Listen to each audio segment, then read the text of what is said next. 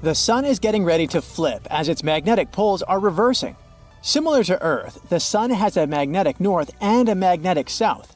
But unlike Earth, the reversing process of the Sun's poles is more frequent and easier to predict. The next flipping is expected to take place this year between April and August. As apocalyptic as it might sound, you don't have to worry. If you're around 30, you've already experienced this phenomenon more than once as the Sun flips every 11 years. You probably didn't notice any changes back then because this process doesn't impact Earth's life so much. But this time, things might be a little different. On Earth, ocean currents are movements that play a crucial role in influencing both climate and weather by distributing heat from the equator to the poles. On the Sun, these currents are more like an ocean of plasma, but they not only transport heat but also carry electromagnetic energy. That happens because the Sun is a huge ball of hot and ionized gases that keep flowing inside its core. By fusing together hydrogen atoms and forming helium, our star releases a massive amount of energy, leading to these very heavy flowing electric currents. And whenever you have currents, you have magnetic fields. It's easier to understand if you think of that classic experiment with a wire and a nail that you probably conducted in elementary school. When electricity flows through a wire, it creates a magnetic field around the wire. So when you connect a wire to a battery and wrap it around a nail, the nail becomes a magnet. This is similar to how electric currents create magnetic fields on the Sun. This whole process, with the help of which the Sun generates its magnetic field, is called a dynamo. We can't observe it directly, but we can see its effects on the Sun's surface. When plasma and magnetism flows become unstable and intense, they manifest as sunspots. You know, those dark areas on the Sun's surface? Much about how the dynamo works remains a mystery. But scientists have learned something important after observing these sunspots for centuries. The dynamo process follows a pattern. About every decade, it reorganizes itself. The Sun's polar magnetic fields get weakened, eventually reaching zero, and then they return, but with the opposite polarity. Back in the 50s, researchers figured out that when sunspots start to ramp up and become more intense, it means the poles are gearing up for a reversal. And over the past few years, solar activity has been off the charts. We're talking about more solar flares, more electromagnetic radiation bursts, and more plasma blobs being ejected into space. It's like we're sitting in the front row at the solar system's most epic fireworks display. In fact, the Sun hasn't been this lively in probably 2 decades. Right now, experts think the polar fields are almost in sync and steadily weakening, inching closer and closer to zero. But we haven't reached the point of reversal yet. Although it might sound like the Sun flips its magnetic poles like clockwork every 11 years, the truth is that it's not as neat as it seems. This path can be bumpy, and some aspects of the phenomenon are still very hard to predict. Take the last solar cycle, for example. The Northern Hemisphere started its magnetic flip back in early June 2012, but then it kinda hit a snag and lingered around the neutral point until late 2014. Meanwhile, in the Southern Hemisphere, things were smoother, with the polarity switching over in mid-2013. This time around, the Sun is actually playing nice. Things seem to be running way smoother this cycle, with the poles transitioning more evenly. But here's the thing, reversal processes are never the same. That's what makes this phenomenon so interesting to observe. But at the same time, it's hard to predict how it'll affect us down here. Here on Earth, we don't have to worry too much about those intense sun explosions happening 93 million miles away. But if, and I emphasize if, a solar storm were to reach our planet, the main threat it would bring would probably be the disruption of communication satellites in space. However, things might be different in this cycle reversal happening in 2024 because the number of satellites has skyrocketed in recent years. For example, Elon Musk's Starlink system alone involves more than 4,000 of them. All these satellites, along with communication and GPS satellites, could be impacted or even destroyed by a powerful solar storm. Although the chances of a powerful solar storm hitting Earth are low, it's not impossible. Back in 1859, during the Carrington event, a storm occurred near the peak of the solar cycle, causing currents to surge through telegraph lines, sparking fires and disrupting messages worldwide. Earth fell silent as telegraph communications failed. Just imagine what a solar storm could do to our vast number of satellites today. It could affect everything we rely on daily, from space-based communication and navigation to weather forecasting services. The ground-level power distribution could also be affected. You can forget about watching YouTube or Brightside, because if such an event occurred today, it would cause an internet apocalypse, sending countless people and businesses offline. There's a prediction that says that if a Carrington-class event happened today, it would result in damages ranging from $0.6 to $2.6 trillion. And I'm talking about the United States alone. Fortunately for us, solar storms as intense as the Carrington event happen only once every 500 years or so. Bad news for communication satellites, but great news for aurora watchers. During the Carrington event, dazzling auroras borealis lit up the sky as polar light shows stretched far beyond their usual ranges. The northern lights were spotted as far south as Cuba and Honolulu, Hawaii, while the southern lights were seen as far north as Santiago, Chile. For many people around the world, this was their first glimpse of the aurora, leaving them obsessed with the unusually bright skies. Some of them thought it was the end of the world, while others began their day early, thinking the sun had risen after hearing birds chirping and seeing the bright skies. Today, we know there's nothing strange about it, considering that the appearance of auroras at lower altitudes is one of the expected effects of the sun's magnetic pole reversal. Typically, these dazzling phenomena are found between 60 and 75 degrees latitude, but during the last magnetic pole reversal in 2013, intense auroras were observed below 50 degrees. Eyewitnesses describe these auroras as blood or deep crimson red, shining so brightly that you could read a newspaper in their light. It's important to study this phenomenon and not to fear it. The inversion of the magnetic poles on the sun is actually a great opportunity for scientists to better understand how our star works. Since many pieces are still missing in the whole dynamo situation, we're still not very good at predicting why some solar cycles are more intense than others, or when exactly a coronal mass ejection will erupt. But being able to predict that is becoming more and more necessary as we venture ourselves into space. The more people are out there beyond Earth, the more exposed they are to these strong solar storms. That's why the scientific community wants to know more precisely when a solar storm can cause damage to spacecraft and space stations. Plus, it would help meteorologists make progress in predicting weather, not only on Earth, but also in space. The whole point is to make space travel safer as the interest in crewed missions to the Moon and Mars grows every year. Another reason why it's important to learn more about the Sun's pole inversion is to better understand how the mysterious interior of the Sun works. That could actually help us figure out the aspects of other stars in the universe and maybe get closer to answering the ultimate question: why are we here?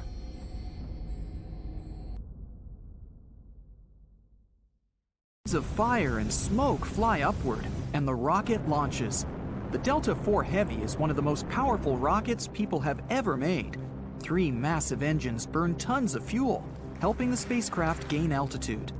The 2 side boosters undock, leaving the common booster core for further ascent. When in orbit, the rocket releases its payload. This is the Parker Solar Probe, the first spacecraft to touch the Sun, and we'll follow its journey step by step. The probe was launched on August 12, 2018, and began its journey toward our star. The Sun is 93 million miles away from Earth.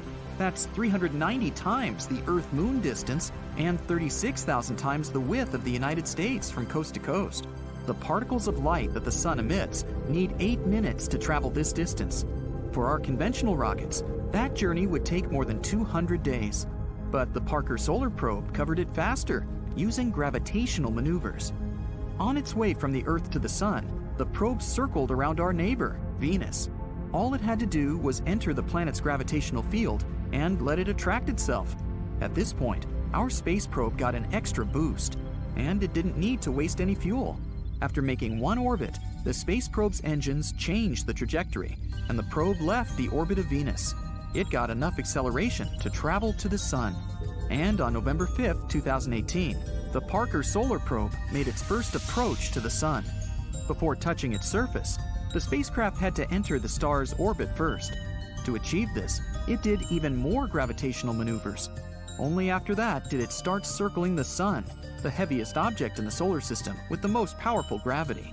So, it'll give the probe an incredible amount of acceleration with each flyby. The Parker Solar Probe was constantly moving between 2 points. Those were the perihelion and aphelion. Look, here's the Sun, and here's the probe's orbit in the shape of an ellipse. The closest point to the Sun is the perihelion. The Sun was pulling the probe there at an incredible speed. At this point, the probe began to move away from the star. It still had a lot of speed and energy, but it was struggling against the gravitational force of the star, so it gradually slowed down. The point where the probe lost all its acceleration is called aphelion. The star's gravitational force won, and the probe began to move back toward the Sun, picking up speed again. The probe made several circles following a stable orbit, but then its orbit intersected with that of Venus again. Another gravitational maneuver, and after that, the Parker Solar Probe's trajectory shifted slightly, and it gained more speed. The perihelion point of its orbit was now closer to the Sun. The probe made several more circles following this new orbit. Then again, it neared Venus. Another approach to the Sun. Each encounter with Venus corrected the probe's trajectory and gradually reduced its distance from our star. In April 2021, the Parker Solar Probe finally came so close to the Sun that it touched its corona. Although the actual distance between the probe and the Sun was 5.3 million miles, that still counted as a touch. Let's look at the structure of our star by cutting it in half. This is the core of the Sun. It's about a quarter of its width. The core is 150 times as dense as water. Because of the intense pressure and high temperature, nuclear reactions occur there. Hydrogen gets converted into helium, giving off an incredible amount of heat and radiation. The next layer is the radiation zone. This is where the heat is transferred from the core to the next layers. But the photons here don't move in an outward direction. They can be directed anywhere and re-radiated many times. Scientists believe that the average time it takes a photon of light to travel from the core to the next layer of the Sun is about 10,000 to 170,000 years. Then there's the convection zone. This is what's considered to be the surface of the Sun. But it's not a solid surface. It's an ocean of hot plasma. It looks like a bee honeycomb. That's because the heated plasma rises from the lower layers, creating something like mini geysers. And while it's still hot in the middle of those geysers, their edges cool down, creating an amazing pattern on the Sun's surface. The next layers are the Sun's atmosphere. First, the photosphere. This is the layer that gives off light. And that's exactly what you see when you look at the Sun. But careful, don't do that. You need special equipment to look at our star. The photosphere is up to 250 miles thick. This is about the height at which the International Space Station moves above Earth. Then, the chromosphere, or the sphere of color. This layer of the Sun's atmosphere gives the star its reddish hue. Solar prominences appear here. Those are powerful emissions of matter leaving the surface of the Sun. Their speed can reach 430 miles per second. At some point, they get caught by the star's magnetic field and pulled back. And then there's the corona, a gaseous envelope of the Sun. The most powerful ejections take place there. You can see the corona during eclipses, when the moon covers the solar disk. Then you can notice some kind of glow around the star. This is the corona. It extends for millions of miles around the Sun. And the Parker Solar Probe touched precisely that area. That's where solar material and radiation are still tied to the star's gravity and don't fly off into space. And all that is beyond that area is the solar wind. It's the material and radiation that managed to escape the Sun's gravity and set off into space. The Parker Solar Probe surprised astronomers by providing more information about this boundary.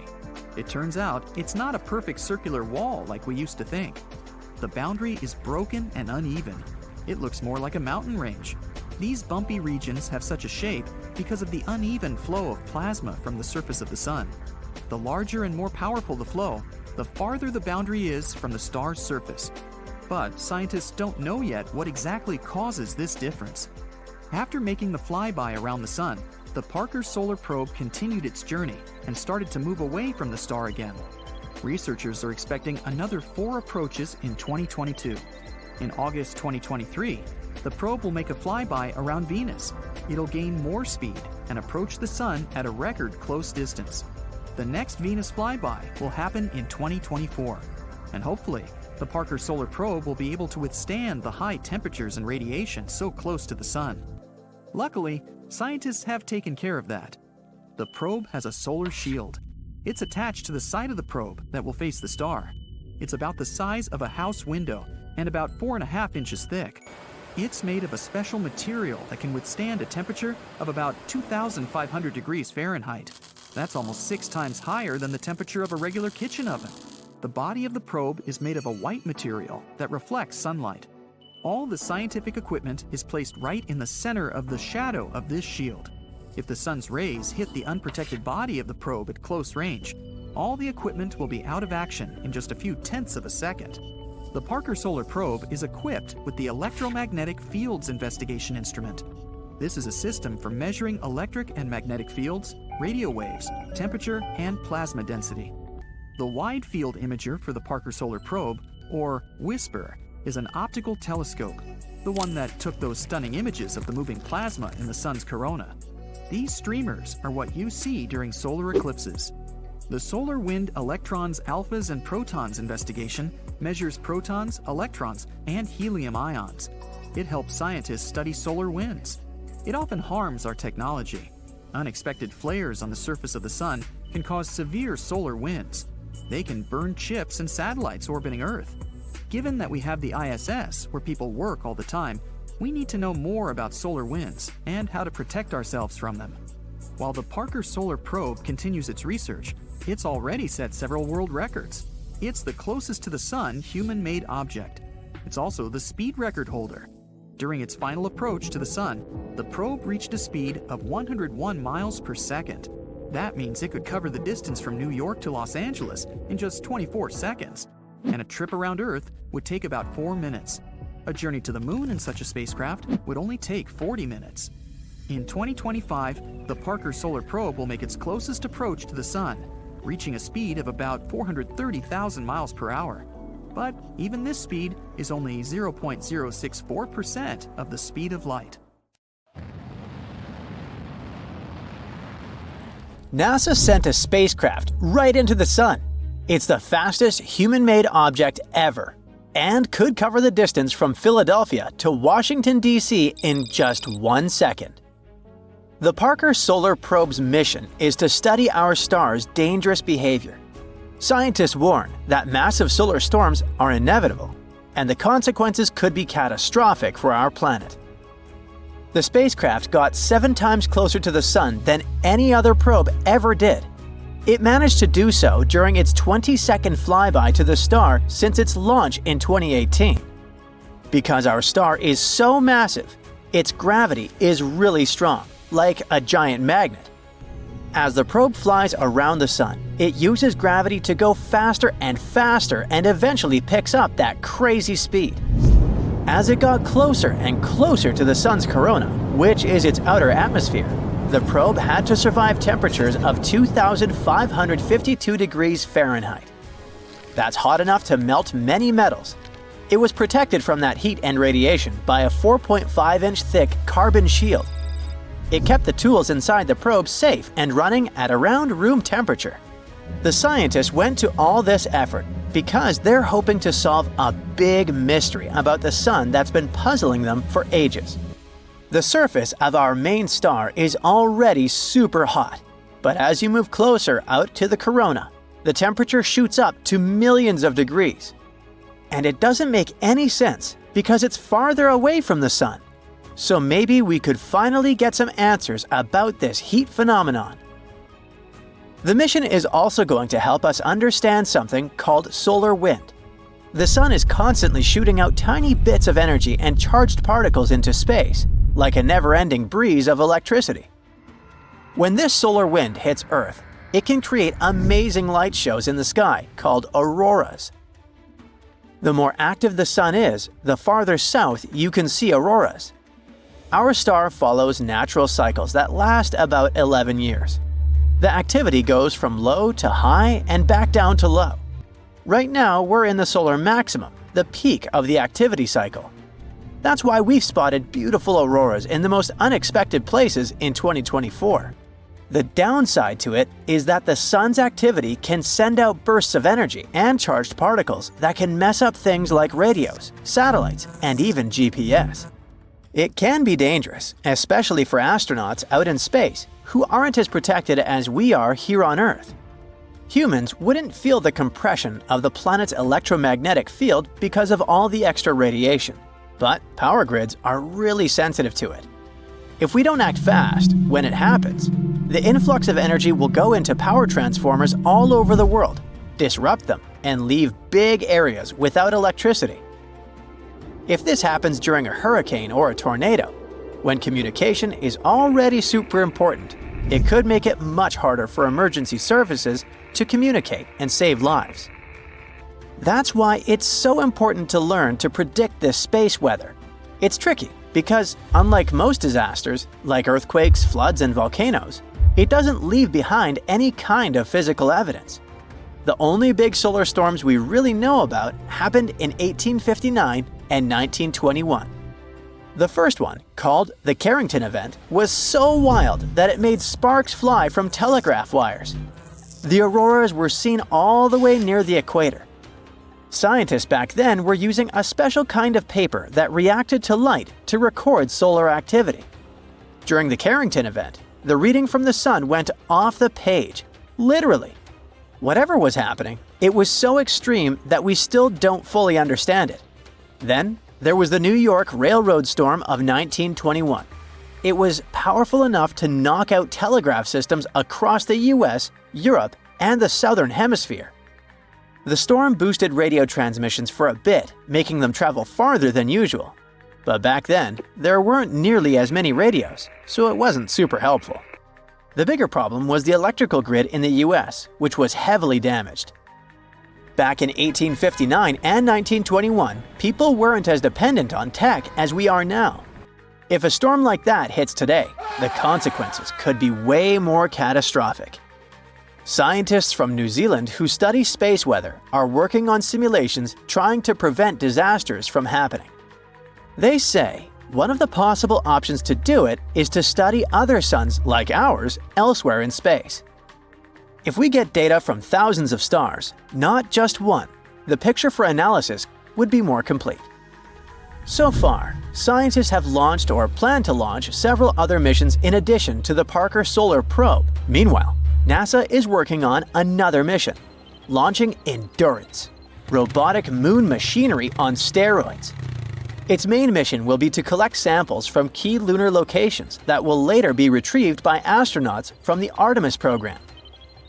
These samples are spread across the largest impact basin on the moon, separated by hundreds of miles. To do it, Endurance will have to be way more advanced than Perseverance, NASA's current most cutting-edge rover. Endurance will drive roughly 100 times further, drive 10 times faster, and collect roughly 200 times more sample mass. Endurance would also be the first planetary rover to drive at night. And because it will be on the far side of the moon with limited communication to Earth and surface data, it will have to drive autonomously between sample locks and make its own decisions in tough conditions. When it reaches its destination, it's going to switch to a more classic way of doing things. Scientists back on Earth will get involved directly, guiding the rover to explore the sites and collect samples. The teams on Earth will also keep an eye on how the rover is doing by monitoring its telemetry, which is the data it sends back, like its health stats. If they spot any signs that a part is wearing out or something isn't working quite right, they'll tweak the plan to keep things running smoothly. All this will cost huge amounts of money, probably way more than the Viper moon mission that was cancelled after NASA had spent around $450 million on it. While Endurance is in the planning stage, the Blue Ghost lunar lander is already on its way to the moon. Its main mission is research. It will spend 25 days in Earth's orbit, taking measurements and waiting for the right time to fling itself to the Moon. After 4 days in transit, Blue Ghost will hang out in lunar orbit for another 16 days to collect more data. Then, it will descend to one of the largest basins on the Moon and spend 1 lunar day there. It will measure subsurface thermal data, radiation levels, and other important data. At the end of its mission, Blue Ghost will take some final pictures of the lunar sunset. It isn't designed to return back to our planet, so when the night falls, it will do some final work and go offline for good. NASA chose the team of University of Florida aerospace engineers to work on another innovative space project.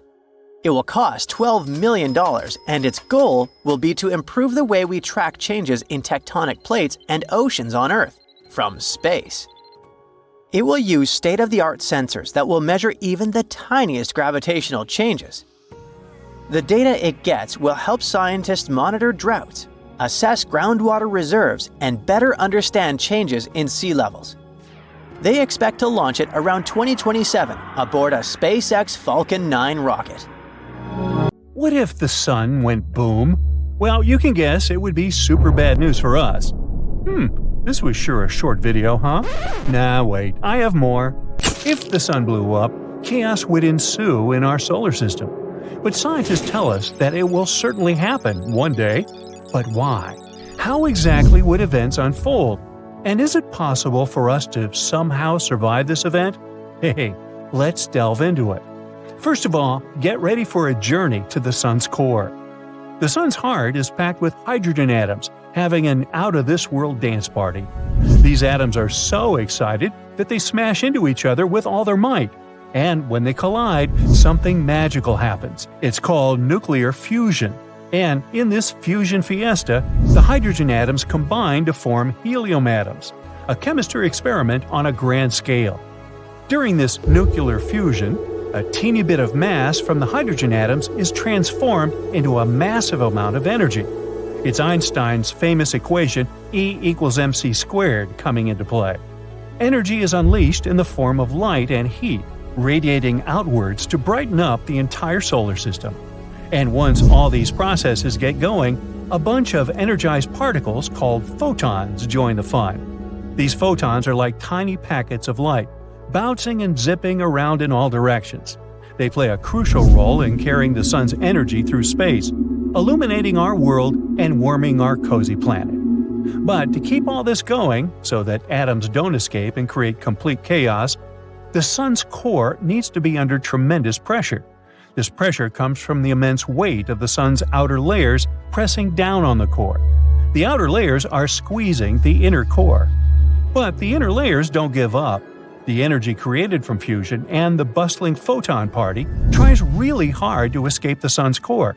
But the core is so dense, like me, and the pressure is so big that the energy takes its sweet time to make its way out.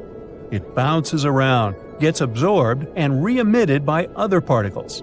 Eventually, after a long time, it reaches the sun's surface and zooms off into space, reaching us as sunlight. So now you know how the sun works. Now, what happens once it reaches the end of its life? Well, here's the twist. Our sun has a limited supply of hydrogen fuel. In about 5 billion years, it'll run out of its fuel. After that, the star will undergo some big changes. Now, pay attention, because there's a pretty good chance we're all going to miss this. First, the sun will puff up and become a red giant, exploding like a balloon. It will grow so big that it will swallow up the inner planets, including our beloved Earth. Talk about a sun taking up all the space. So we won't even see the end of our sun unless we move somewhere further away. After the red giant phase, the sun will shrink a bit. Its outer layers will fade away into space, leaving behind a beautiful planetary nebula. It'll be revealing its glowing core. Ooh! The core, now filled with helium, will start sounding weird. And will start fusing heavier elements like oxygen and carbon. These reactions won't be as energetic, like a party with less dancing and more chill vibes. Eventually, even the helium will be used up, and the sun will become a compact white dwarf. a stellar retiree enjoying its retirement home. Scientists estimate that the Sun has about 7 to 8 billion years left before it dims its lights. Don't worry though, by that time, humanity might have traveled to far-off galaxies, or maybe even evolved into amazing space beings. So our Sun won't go out with a bang like fireworks. It's not big enough to become a supernova or a black hole. Those stellar superstars need way more mass than our Sun to pull off those cosmic tricks. But what if it blew up very suddenly, just like an abrupt event without any reason? Well, let's see. Imagine this. The Sun goes boom, and Earth is in for a wild ride. The event unleashes an insane amount of energy, sending a shockwave racing through space at the speed of light. It takes about 8 minutes for this shockwave to reach Earth. Why? Well, the Sun is a whopping 93 million miles away from us on average. So it takes a little over 8 minutes and 20 seconds for the Sun's light to travel all that distance and reach us. But let's talk about the event itself. It would be a great sight to witness, but sadly, it would also be the end. Roll credits. The crazy amounts of unleashed energy would cause the Sun to expand rapidly, again swallowing up the inner planets, including our Earth. And that's not all. Brace yourself for a massive burst of radiation. The Sun would unleash a torrent of supercharged particles. We're talking about X-rays and gamma rays, the kind that can seriously mess things up. When these high-energy particles hit the atmosphere, they go wild, causing all sorts of chaos. They ionize the atmosphere, creating a ginormous electromagnetic pulse. This pulse is like a shockwave for electronic devices. It fries them, zaps them, and leaves them useless. So if your gadgets aren't protected, they're in for a rough time. Speaking of rough times, after that, it's instant vaporization for our planet. But the Sun's grand finale just doesn't mess with Earth. It wreaks havoc on the entire solar system. That massive burst of energy would be crashing into everything in its path. Planets and other objects get knocked off of their cozy orbits, causing chaos and unpredictability. The asteroid belt between Mars and Jupiter, kapow! It's gone, obliterated, or scattered to the cosmic winds. And even planets that will survive this event will probably go off their orbits to wander somewhere. And let's not forget about the outer planets, like Jupiter and Saturn. These giants generate their own internal heat, which keeps them cozy and attracts lots of moons. But the Sun's boom would steal their warmth, turning them into incredibly cold places. And now that we've discussed how catastrophic all this would be for everything in our solar system, let's ask the logical question: can humanity make it? The short answer is nope, we wouldn't make it. Everything would be wiped out, except maybe some sneaky bacteria hiding in the shadows.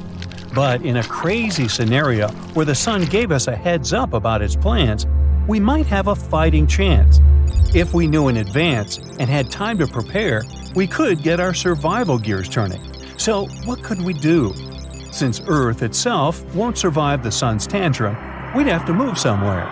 Remember how we mentioned that not all planets would be completely destroyed? Well, sadly, the ones closest to the Sun, Mercury, Venus, and Earth, would disappear. So the easiest option would be to move to some other solar system with its own Earth-like planet. But what if the Earth somehow managed to survive this catastrophe? Let's not think about how it happened and just discuss the consequences. Well, our climate would go crazy. During the first moments of the Sun's kaboom, the radiation and particles would crank up the temperature big time, like a never-ending heat wave.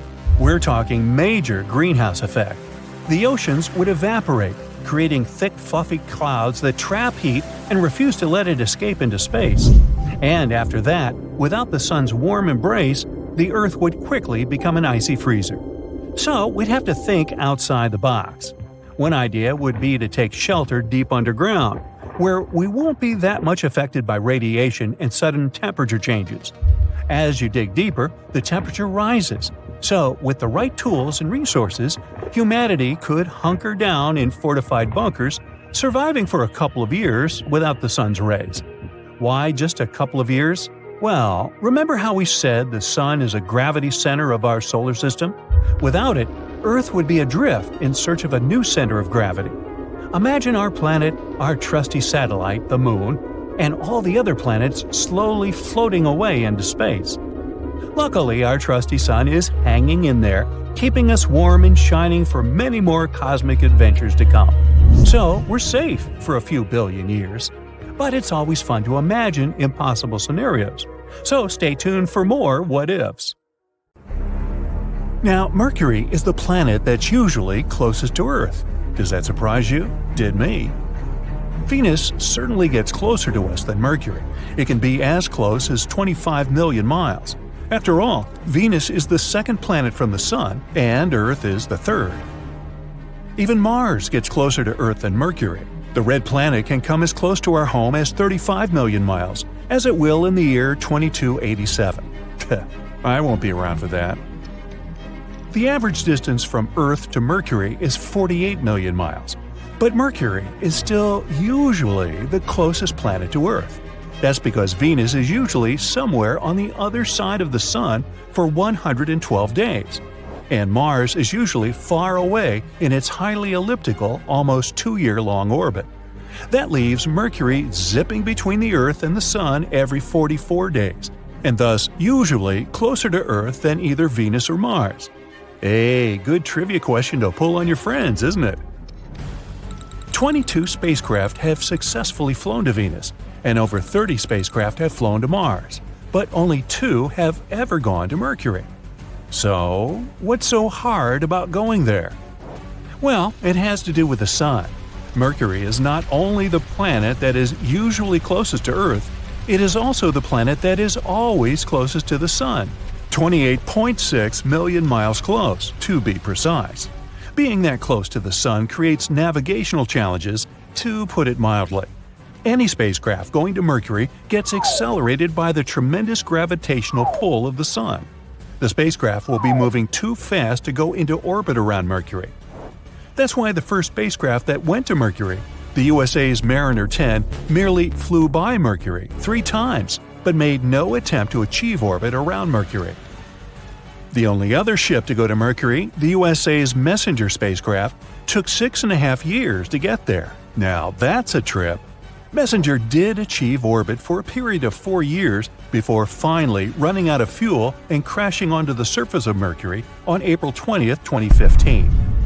Many other spacecraft have flown to Jupiter in about the same time or less than it took Messenger to go to Mercury.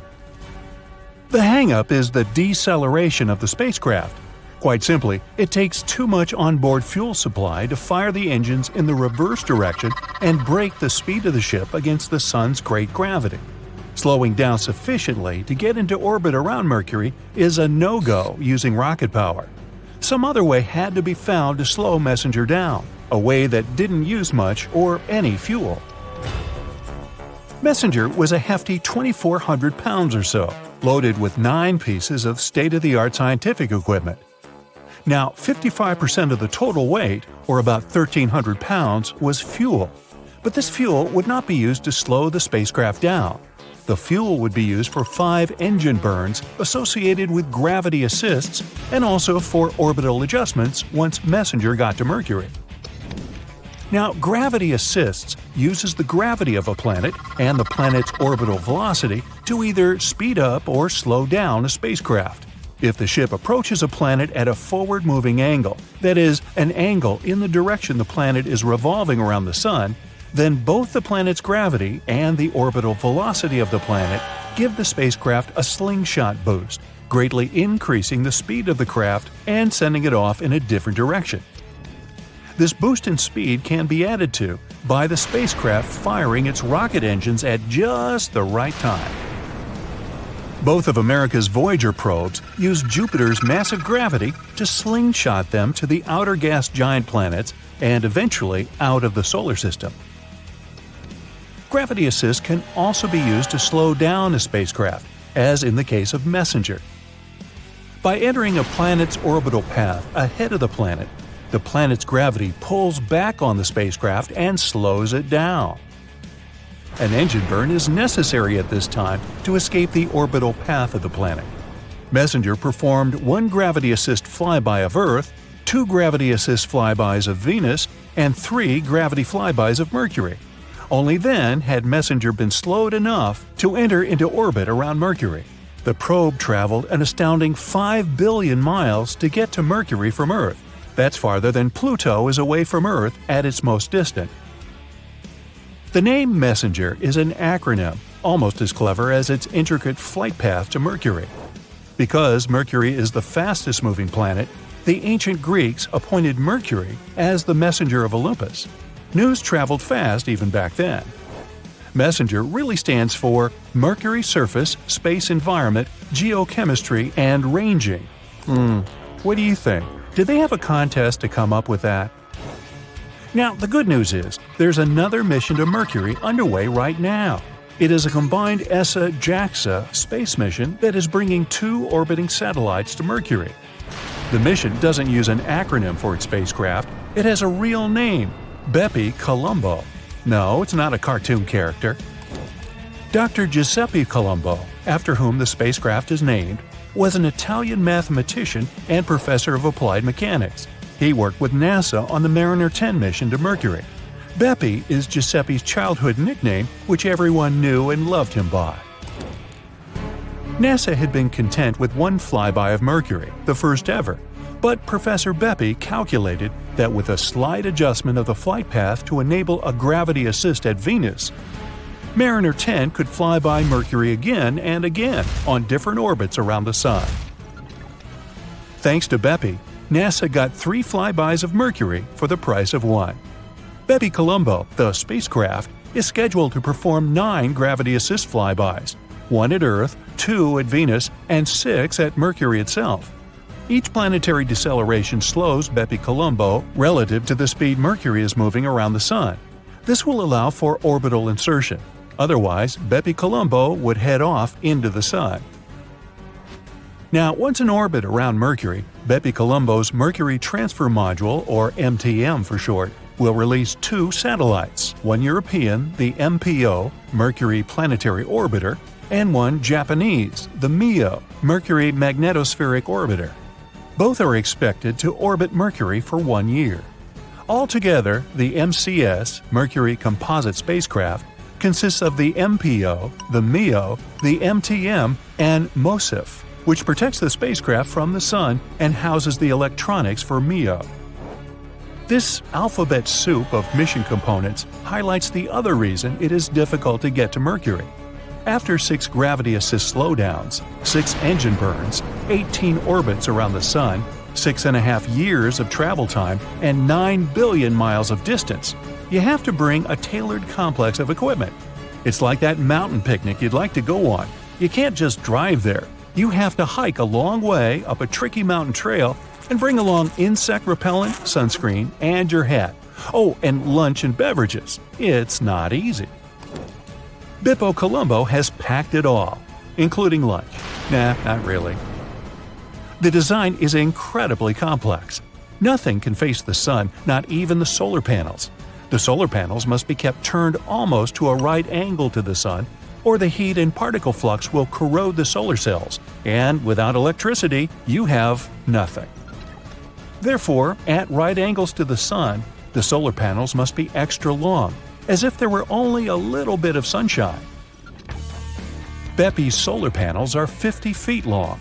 The sun shield must remain gyroscopically aligned towards the Sun so that all instruments are always in the shade but still have a line of sight to what each is meant to monitor. And there are a lot of instruments, 5 in the JAXA orbiter and 11 in the ESA orbiter. It's one amazing picnic. Anyway, the science objectives are meant to add to what we have learned from the previous 2 missions to Mercury. The data collected by Bepi Colombo will enable scientists to study the planet's interior and composition, along with Mercury's geology and surface morphology, Mercury's magnetic fields formation and evolutionary history, the planet's solar-wind interactions, and overall environment. As a metal-rich planet, Mercury may hold a vast wealth of minerals that Messenger failed to detect. Bepi Colombo launched in October 2018 and still has a long way to go before it goes into orbit around Mercury. However, Bepi has already flown past Mercury and returned new photographs. The European Space Agency is excited about its first hot mission. All of the ESA's previous missions have been cold missions to objects further out into space, such as Mars, the asteroid belt, Comet Rendezvous, and elsewhere far out in the solar system. Well, all I can say is, best wishes to Bepi Colombo. Let's hope all goes well on its 800 degrees Fahrenheit mission to Mercury. Let's hope that Mercury's long tail of exosphere gases, sodium, magnesium, and potassium, blown off the planet's surface by the solar wind, don't fog up the lenses or coat the solar panels. Have a nice time! Ciao, baby! What happens when a star runs out of its fuel? First of all, paradoxically, it grows to 1,000,000 times its original size. You see, when the core of a star runs out of hydrogen, it starts contracting under the weight of its own gravity. But some hydrogen fusion continues in the upper layers. While the core contracts, it heats up. This causes the upper layers of the star to heat up too and expand. The radius of the star increases. As the star grows, it engulfs any matter, even its own planets, in its wake. Astronomers have watched stars right before or straight after swallowing entire planets, but until recently, they have never seen the process itself. Scientists from different universities have reported that for the first time in history, they've observed a star swallowing a planet. And this tragic event happened not somewhere in a faraway galaxy, but in our own Milky Way, some 12,000 light-years away from us. Astronomers spotted an outburst from a star, which is around 0.8 to 1.5 times the mass of our Sun, near the eagle-like constellation, Aquila. It became over 100 times brighter than usual in a mere 10 days, and after that, it quickly faded away. Even more interesting, this white-hot flash was followed by a longer-lasting signal that was also colder than the first flash. And this combination, my friend, could only mean one thing. The star engulfed a nearby planet. What planet was it? Astronomers believe it could be a boiling hot world from 1 to 10 times the mass of Jupiter. Such planets are also called hot Jupiters. They're giant exoplanets similar to the Jupiter we have in our solar system that need less than 10 days to orbit their stars. The planet we're talking about had been gradually spiraling toward the star until it was pulled into its atmosphere and, eventually, into the core of the perishing star.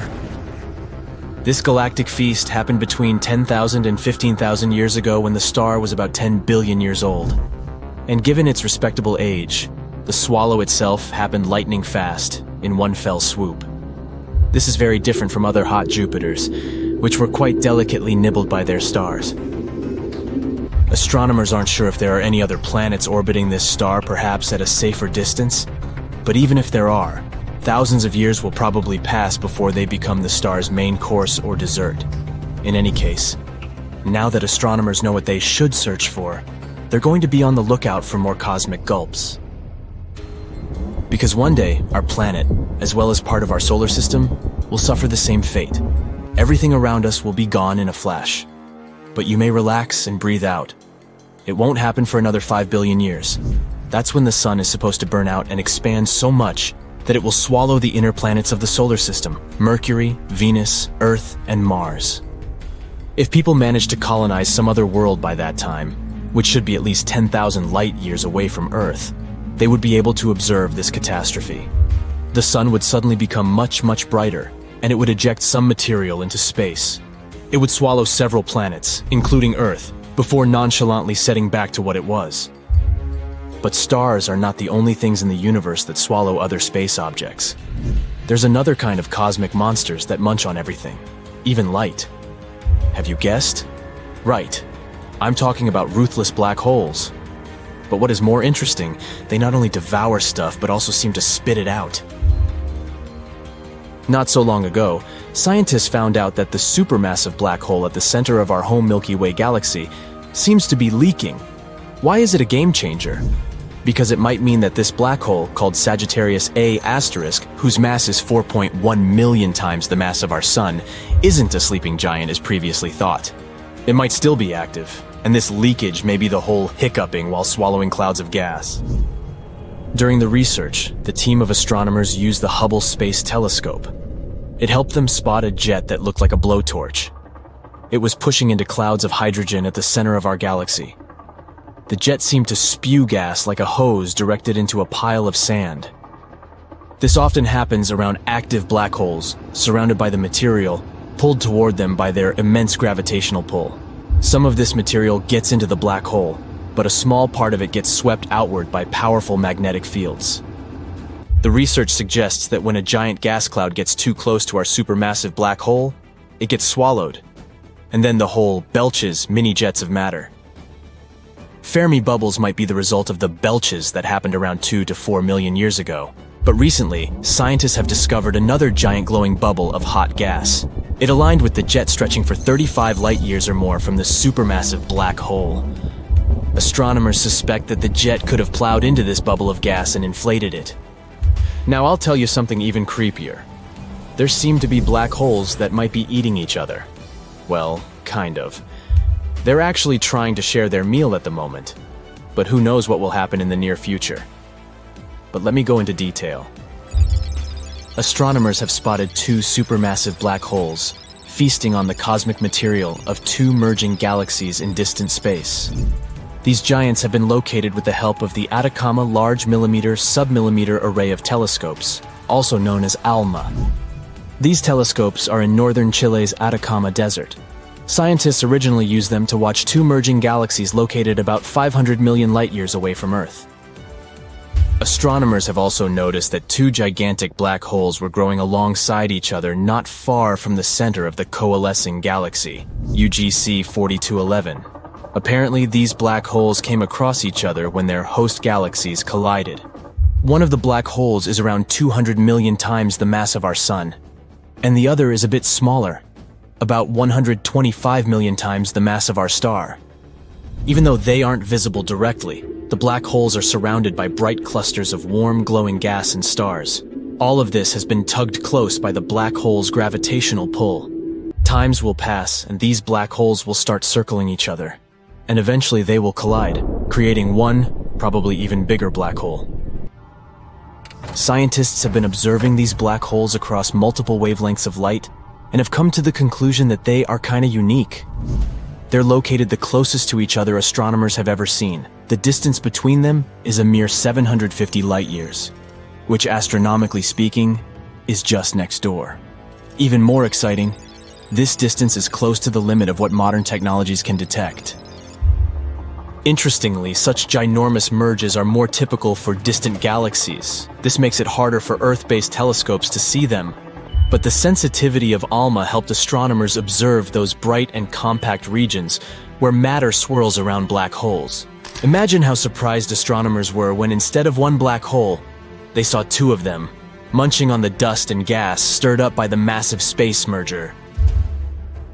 The most important thing about this discovery is that it may mean that such black hole binaries are likely to be much more common than we previously thought. And if pairs of black holes are so common, it might make it easier for us to study gravitational waves that occur when black holes collide. Such waves are also known as ripples in spacetime.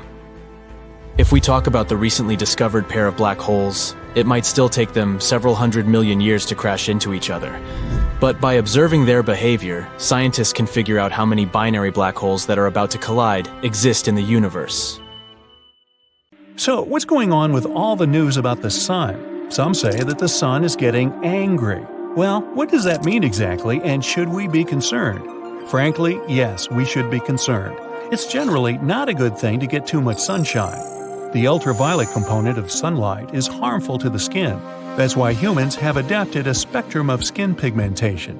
The more sunlight there is to protect ourselves against, the more pigmentation we need. Big floppy hats, and of course, bottles of high SPF oil-free sunscreen help too, especially for fair-skinned people. But what is planet Earth going to do? First, let's get a good estimate of just how angry the Sun is likely to get. The Sun usually goes through an active, calm, active cycle every 22 years, with highs and lows occurring every 11 years. Why that happens, no one knows, it just does. There's probably a reason, but scientists haven't figured it out yet. They do know that, with each cycle, the Sun reverses its magnetic poles. That in itself is pretty astounding, especially when you consider that Earth hasn't reversed its magnetic poles in the last 600,000 years. Lately, the sun has been extremely calm, the calmest it's been in over 100 years in fact. That's unusual too. The active-calm-active cycle has turned into an active-calm-calm cycle. But that's changing, and it's why we are notifying Brightsiders about what to expect in the coming few years. The terms calm or active or angry refer to the amount of high-energy radiation that the sun gives off.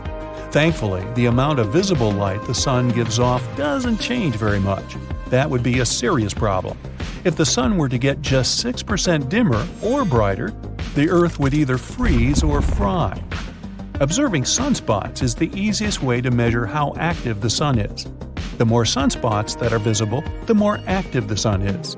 A graph, known as the butterfly diagram, tracks the 11-year period of sunspot activity. The butterfly diagram shows how sunspots disappear regularly from the surface of the sun and reappear regularly in other locations. NASA predicted that the present cycle of solar activity would be calm, like the previous one. But it's starting to look like that is not the case. Presently, we are in solar cycle number 25. That's the 25th 11-year solar cycle since 1755, when record-keeping began.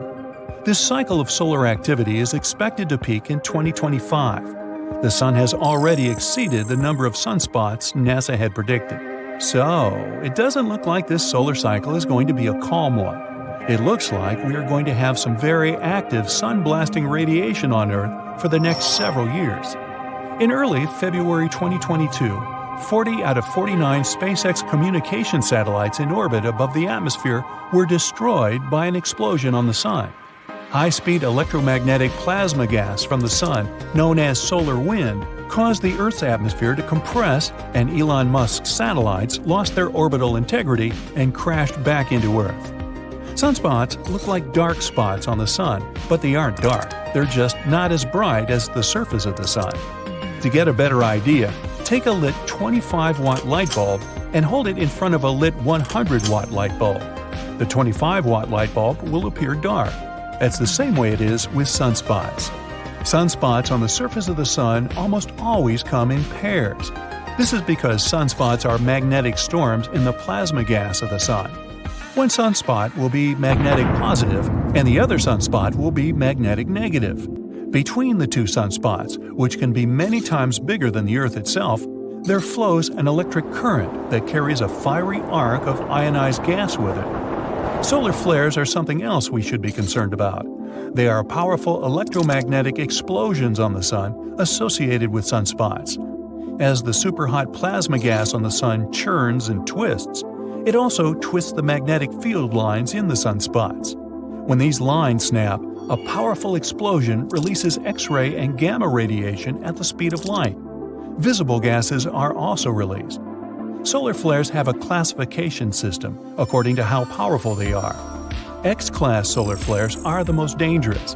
This type of solar flare can cause radio blackouts across Earth and harm satellites, astronauts in orbit, and even passengers on high-altitude airplanes.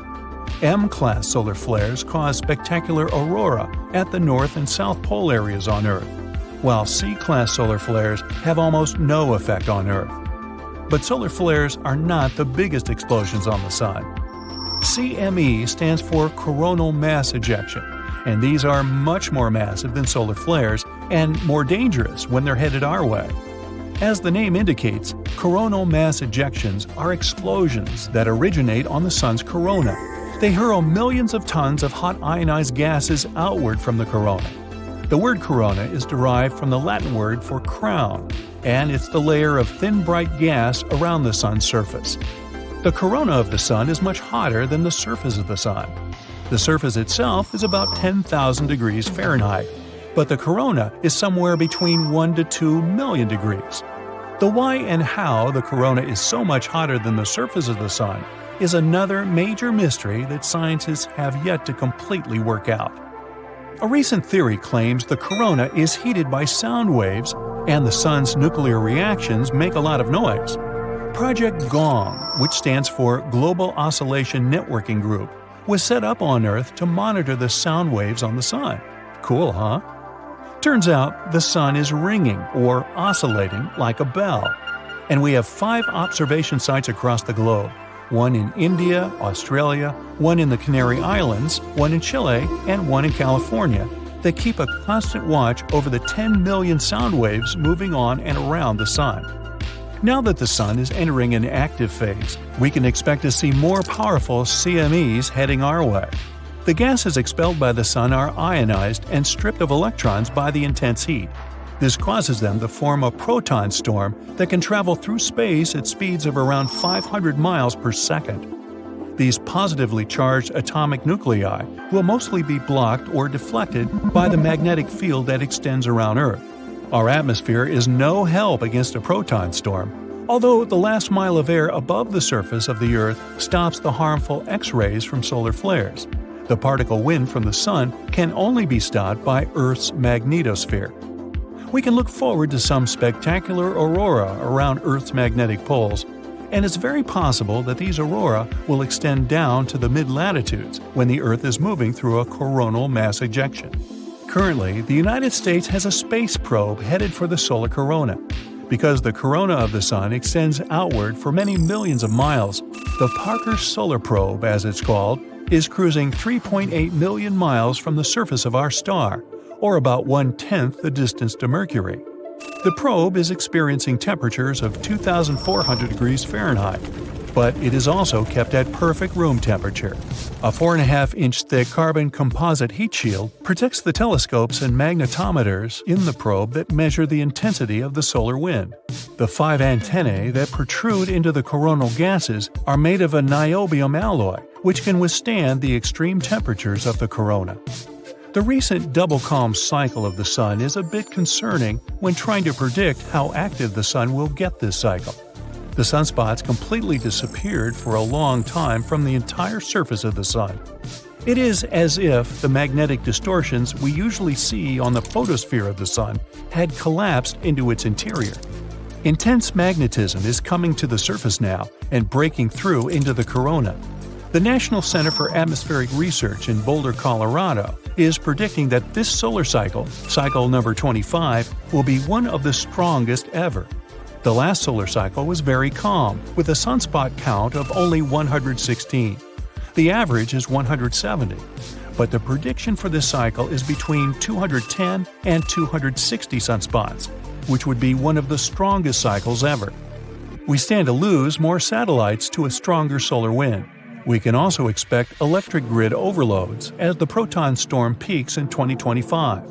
That means we should expect an interruption to our internet services as positively charged protons get into the wires, run into the transformers, and overload them. On March 12, 1989, a powerful CME hit Earth and created absolute havoc with our power grids. Will we experience anything of this magnitude in the near future? Well, stay sharp, Brightsiders. Arcturus, a huge red star. It's just bursting from inside out. The red sea of plasma on its surface rages and pulsates. The star burns anything that comes close to it. And now, flop! Arcturus is gone. But at the same moment, it reappears at the center of our solar system, replacing the Sun. What we see in the sky isn't a small yellow dot anymore, but a giant red ball. It's 25 times wider and 30% heavier than the Sun. Even though Arcturus is a little cooler, it's still a total nightmare for Earth. The distance from our planet to the star is now 25 times less. All the water in the oceans and rivers begins to evaporate. What used to be rainforests are quickly turning into a lifeless desert. But sunsets and sunrises now look amazing. Imagine yourself on the roof of the Empire State Building, watching the sunrise. First, you see the light over the horizon. It almost blinds you because Arcturus is 110 times brighter than the Sun. Then, the star gradually climbs over the surface. The thick dot on the horizon gets wider and wider.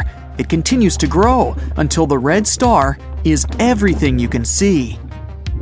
Arcturus is now so close that you can even see storms of hot plasma on its surface. There are periodic outbursts and mass ejections. Huge amounts of matter are ejected from the surface of the star at speeds of up to 1,200 miles per second. The matter takes the form of a loop attached to the star at both ends. And you have to wear a super advanced spacesuit to be able to observe such a sunrise. Life on Earth ceased to exist long ago under these conditions, and it's going to get worse over time because every 8 days, Arcturus's brilliance increases, and soon our planet will become more like Venus. It's so close to the Sun that the high temperature makes any life there impossible. Okay, let's let our planet cool down a bit and put Proxima Centauri in the center of our solar system. It's not a red giant, but a red dwarf. This star is almost 7 times smaller than the Sun and almost 9 times lighter. Now our oceans and rivers are not evaporating, but freezing over. Forests and jungles are covered with snow. In about a week, there won't be a single place on Earth where the temperature is above freezing. Even plants that are used to the cold will cease to exist. They mostly feed on the sun's energy. Now, they begin to starve. But there will still be water deep beneath the ice layer. It'll be heated by the hot core of our planet. Microorganisms will still be able to survive. It's much darker on Earth too. It's like an endless twilight here. Oh, and we can barely see the moon. The thing is, it doesn't produce its own light, but reflects it from the bright sun. With Proxima Centauri instead, the moon will lose its brightness. Hop on the bright side of life together with our brand new tees, hoodies, and more. Click the link to pick your choice. But an even bigger problem would be with our orbit. The sun has a certain gravitational force, and it keeps us just in the sweet habitable zone, where we're not too hot and not too cold. Proxima Centauri's gravity is much weaker, and Earth is slowly drifting away from the star. We now run the risk of encountering asteroids flying through space, or even other planets. But the worst case scenario is if Proxima Centauri simply can't hold our planet, and we fly away into dark space. Then, you can forget about any forms of life here. Now, let's put Sirius at the center of our solar system. It's the brightest star in our night sky. It's only 70% bigger than the Sun, but almost twice as hot. So its glow is not only bright, it's sizzling. And its light is not yellow, but somewhere between blue and white. You couldn't go out in the city without sunglasses, or Sirius glasses. Still, you wouldn't want to walk the streets, where the asphalt is boiling anyway. You could literally fry eggs on the curb. Of course, by this time, all life on Earth has long since disappeared. But it's not just because of the temperature. Sirius emits enormous amounts of radiation. Our atmosphere serves as a shield against the sun. But in the case of Sirius, that shield wouldn't be enough. Now, why don't we take a more bizarre approach and make ourselves a double star system? These are 2 stars that revolve around a common center. And there's our Earth, safe and sound. It's all about the size and brightness of the stars. These 2 aren't too big, and they give off as much light as our sun. All that matters to us is that our planet is in the safe zone of the double star system. At sunrise, you first see one star appear from below the horizon, and then, a couple of minutes later, the other. The only problem is that this beauty may soon explode with enormous force. In binary systems, one star is always heavier than its companion. Sooner or later, it starts pulling matter away from the smaller star. Gradually, the bigger star just eats its neighbor. Then the big brother can reach a critical mass and explode. This explosion would be about as strong as a supernova. It would destroy our entire solar system. The light from this explosion would be visible for hundreds of light years away. And after that, there would be a huge nebula in the place of our star system. It's stardust and particles that are left from our world. Going to the realm of the crazy now, a black hole. Yes, there's one at the center of our solar system now. We know black holes are scary, mysterious objects that pull in everything in their path. But even around a black hole, there is a habitable zone. You just have to be far enough away so that it doesn't drag you down into its black abyss. Mercury and Venus would be too close to the black hole, so most likely they'd be torn apart and then head for the event horizon. This is the last stop before hitting the singularity, the heart of the black hole. There are only two problems: light and time. A black hole pulls light in instead of emitting it, so the Earth will quickly become dark and cold. And time goes slower around heavy objects. Near a black hole, 1 second can be equal to weeks or even months away in outer space. We won't feel this difference, but the entire universe around us will develop faster relative to us. Any object can become a black hole if it's compressed to a certain size. For example, the Sun can become one if it's shrunk to a width of 3.7 miles. And even the Earth, if you squeeze it to a width of 0.7 inches, it becomes a black hole. Oh, now there's some little rock lurking in the center of our solar system. It's a neutron star. It's about 18 miles wide. Some meteorites are much bigger than that, but it has a mass comparable to the Sun, so its gravitational force is about the same, and our planet's orbit is intact. But the problem is that neutron stars emit next to no visible light, so it's now permanent night on Earth. Still, it gets very hot here. When a neutron star is born, it can be several times hotter than the Sun at first, but it quickly cools down to the temperature we're used to.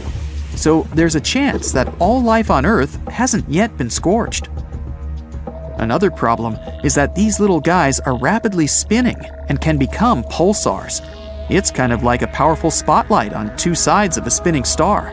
Neutron stars also eject radiation at tremendous speeds. These rays will make our planet literally sterile. No life form would be able to exist under these conditions. And now, it's time for the biggest star ever known, Stephenson 218. This red giant is 2,150 times larger than the Sun, and if we place it at the center of our solar system, its edge will lie on Saturn's orbit.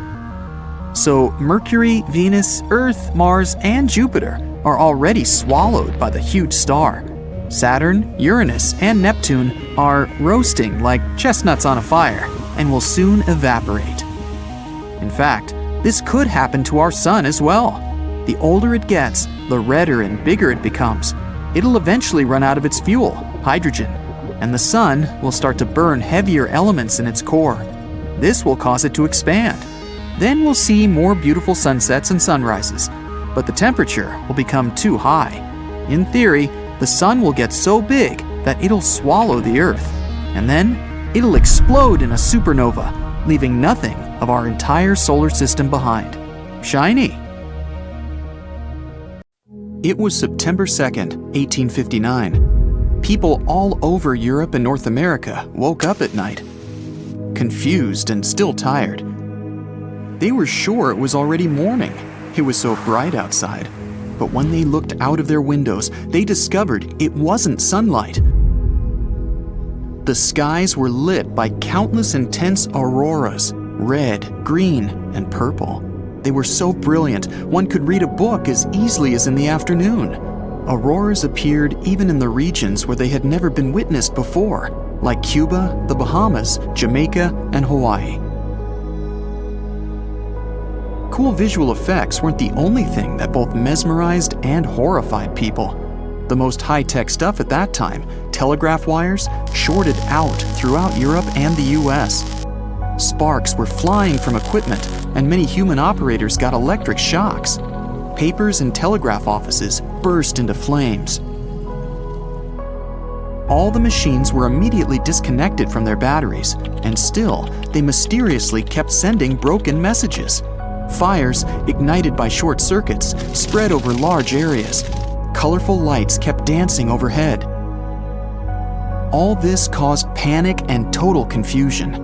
Earth's inhabitants had never seen or experienced anything like that before. At that time, very few people knew that the Sun was to blame for the chaos. One of them was English astronomer Richard Carrington.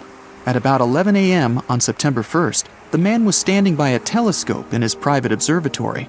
He was watching sunspots on the surface of the Sun. Suddenly, two patches of intense white light broke out. They looked as bright as direct sunlight.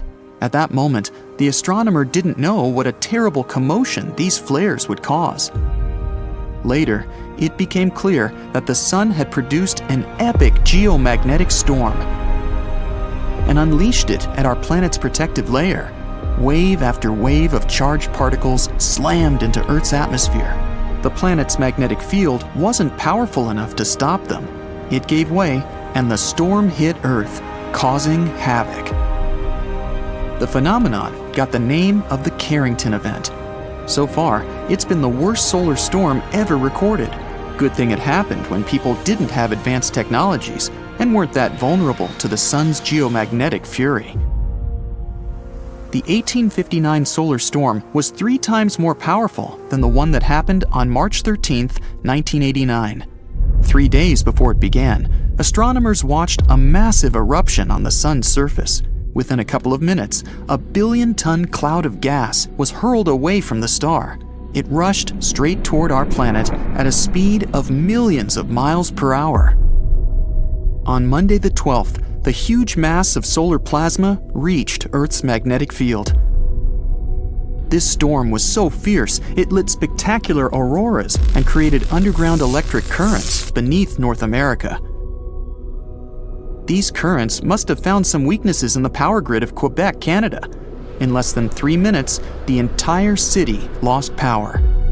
Millions of people found themselves in pitch-black streets, dark buildings, and stuck elevators.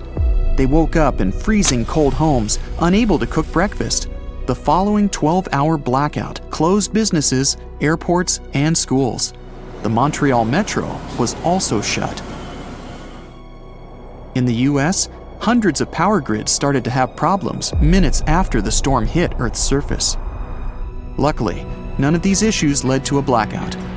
The storm was severe enough to disrupt satellite communication systems and radio signals. Some space satellites tumbled out of control for a few hours.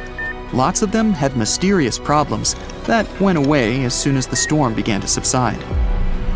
No newspaper mentioned it, but in 2012, Earth had a close shave after narrowly missing an extreme solar storm, the most intense in the past 150 years.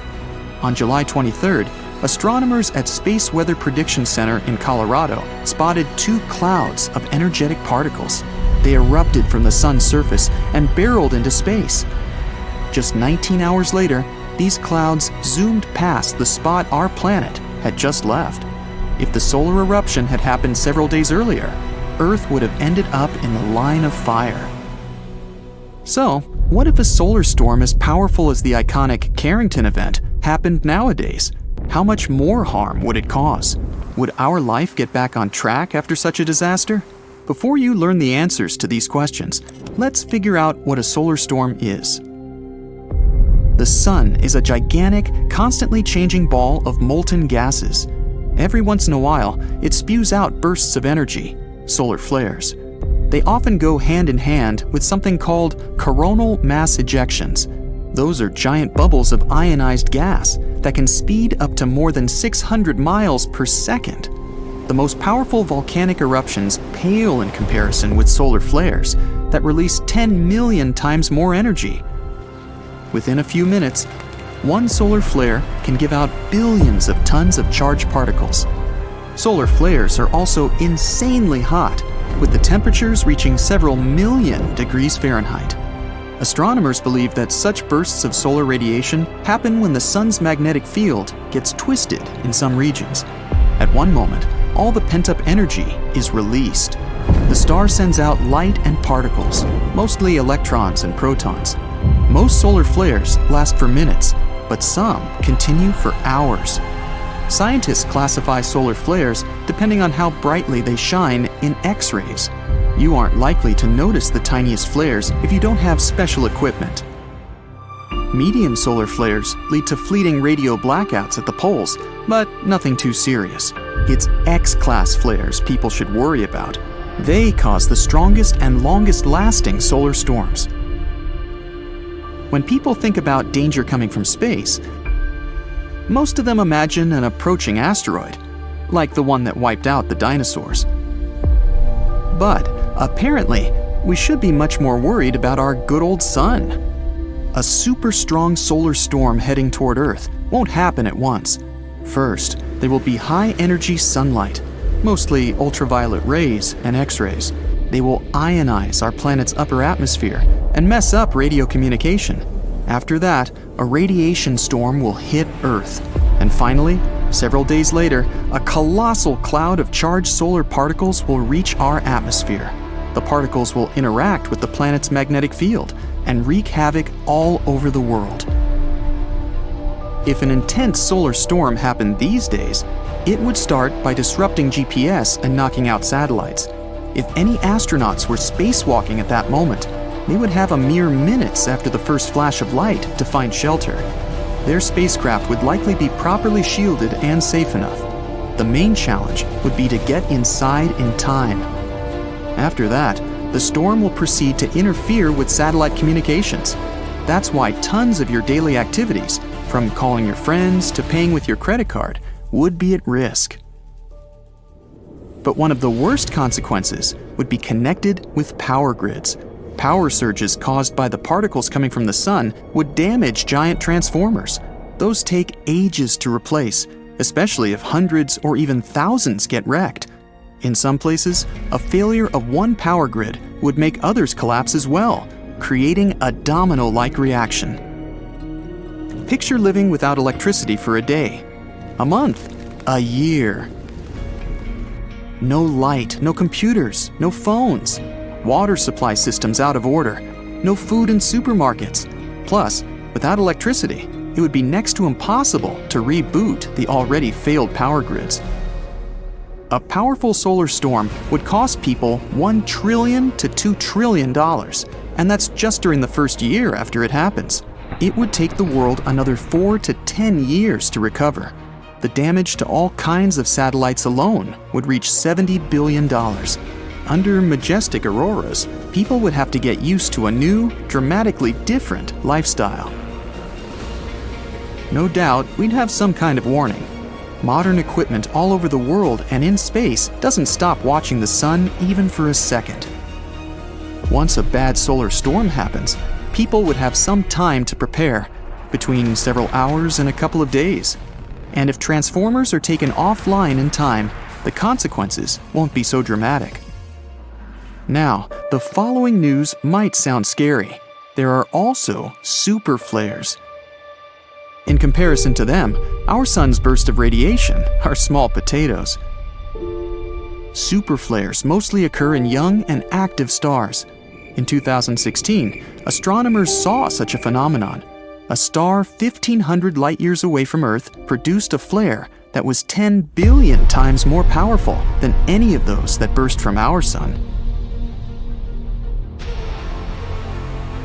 It doesn't mean we're safe here on Earth.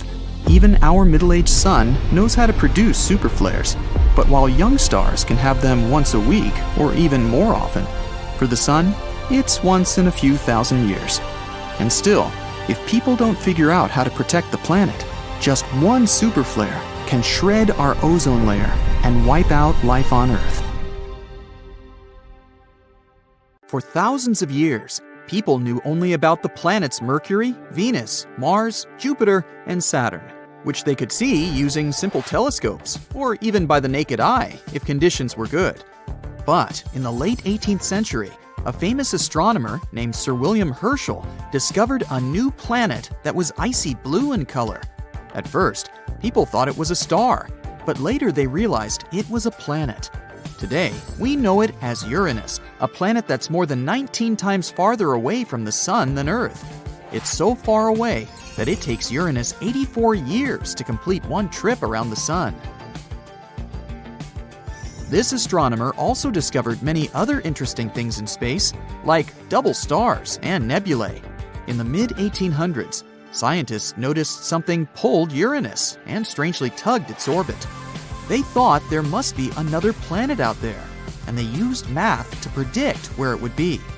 Finally, in 1846, they found Neptune using a telescope. It was too faint to see with the naked eye because it was too far away from the Sun. It was all so exciting. Who knows how many other planets could be there, lurking in the darkness of our solar system? Back in the mid-1800s, astronomers noticed something unusual was happening in the sky. A small rocky planet named Mercury was behaving strangely. It didn't follow the predictable orbit that was expected of it. One of the astronomers was a brilliant French scientist named Urbain Le Verrier. He came up with a theory that there could be another planet in our solar system no one had yet discovered. It would be located somewhere between Mercury and the Sun. This hypothetical planet, which he named Vulcan after the Roman god of fire, would have an incredibly hot surface, and it could be a potential explanation for Mercury's strange behavior. He never surely claimed Vulcan was really the one thing disturbing the orbit of Mercury. But, excited by the possibility of discovering a new planet, astronomers all over the world took the idea of Vulcan. For a planet that didn't exist, people committed to developing ideas and getting information about it. Some scientists didn't think it was likely that they had missed another planet as big as Mercury. It would have been hard not to see it by then. But there was a tiny chance of a smaller planet existing inside Mercury's orbit that was too close to the Sun, so no one could see it. One theory said it was about 13 million miles away from the Sun. Mercury is the planet with the most eccentric orbit in our solar system, but the closest point it gets to the Sun is about 28.5 million miles. This means Vulcan would be under half of that distance. The theory moved on, saying that if Vulcan existed, it would orbit the Sun every 19 days and 18 hours, and its path would be tilted about 12 degrees relative to the path of other planets in our solar system. Vulcan's position at its furthest point from the Sun would still be too close to the Sun to be seen with the naked eye, even during twilight. The only chance of seeing Vulcan would be during a solar eclipse, or when it passed in front of the Sun, which, as the theory said, would be 2 to 4 times a year. They had a theory that this mysterious planet was so close to the Sun that it could only be seen during a total solar eclipse when the moon blocked out the Sun's blinding glare. So, every time there was an eclipse, scientists would peer at the Sun, hoping to catch a glimpse of Vulcan. They were trying really hard, but no matter what, they couldn't find this mysterious planet. Some astronomers claimed to have spotted it during eclipses, but no one could ever confirm or find evidence for that. The theory of Vulcan was left waiting for some better times. Einstein had a different idea. You know about his theory of general relativity, right? That's where he claimed gravity wasn't some sort of natural force, but a result of space-time curved because of the presence of giant space objects, like planets and stars. Planets circle around the Sun in their usual orbit because space-time is curved. That means the planets are kind of falling towards the central star of our solar system. And Einstein tried to explain Mercury's unusual orbit using his own theory of relativity. Unlike the other planets in our solar system, Mercury's orbit wasn't that circular. Instead, it seemed to wobble slightly, as if there was an invisible force pulling it away. Einstein said this could be happening because the massive gravity of our Sun was actually curving the fabric of space-time around it. He claimed it's possible this changed Mercury's orbit a little bit. It took the scientific community a while to test this theory, but it eventually seemed like the most plausible explanation. Even though Einstein's theory gave us a more elegant explanation for Mercury's strange orbit, some scientists were still holding out hope for Vulcan. It was especially hard to let go of the idea of Vulcan because Mercury is also the planet that's really hard to see from where we're standing. But later, more and more scientists started accepting Einstein's theory above their imagination, and they would observe a total solar eclipse specifically to test Einstein's theory of relativity, not because of Vulcan. And Vulcan is not the only hypothetical planet everyone was talking about. In the newer age, some believe there could be a mysterious planet lurking in the outer part of our solar system, but this one is more likely to exist. No one has seen it directly yet, but computer simulations show this so-called Planet 9, or Planet X, is probably somewhere there beyond Neptune. Neptune and Planet X could be similar in size. Planet X could be 10 times more massive than Earth and circles around our Sun in an elongated shape, which is on average 20 times farther from the Sun than Neptune. A year there may last between 10,000 to 20,000 Earth years. By comparison, a year on Neptune lasts 165 Earth years. Something this big moving out there beyond Neptune could explain the unusual orbits of smaller objects in the Kuiper Belt. The Kuiper Belt is the area of our solar system beyond Neptune and where it orbits. And there are most likely many asteroids, comets, and some other smaller bodies there, mostly made of ice. There was another hypothetical planet called Nibiru. Remember those rumors that the world could end back in 2012? One of the popular scenarios was Nibiru, which some claimed would hit our home planet at the end of the year. Of course, nothing happened. We're still here, all set and good, but the idea of Nibiru seemed interesting. Stories started in the 1970s when a man named Zecharia Sitchin mentioned Nibiru in his book, The 12th Planet, claiming it orbits the Sun every 3,600 years.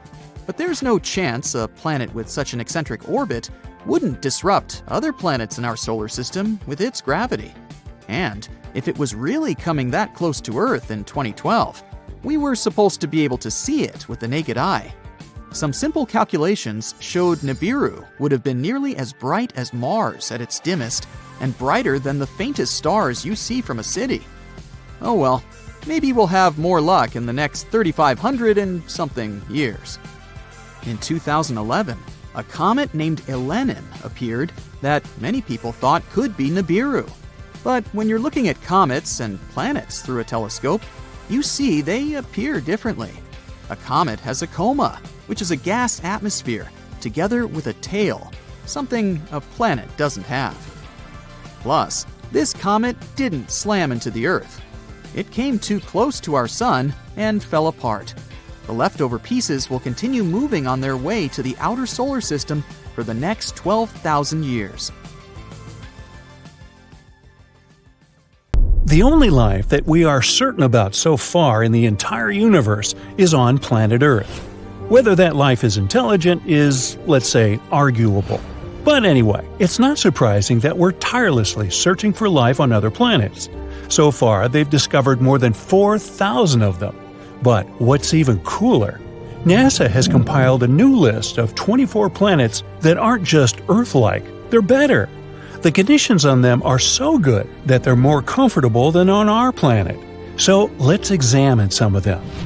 KOI 5715.01. Let's be coy, shall we? This wonderful planet is in the constellation Cygnus. And why is it so wonderful?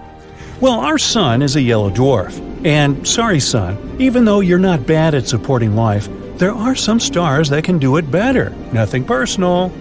The planet KOI 5715.01 orbits near an orange dwarf. Orange dwarfs are stars slightly smaller than our Sun and have a little lower luminosity. Did you like the alliteration there? Anyway, don't worry, it doesn't mean we're going to live in complete darkness. In fact, if the planet is found closer to the Sun and it has a thicker atmosphere, it may even be lighter and more colorful than on Earth. Now, our Sun has a very short lifespan.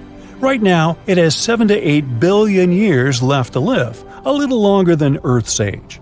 But orange dwarfs can live from 45 to 70 billion years.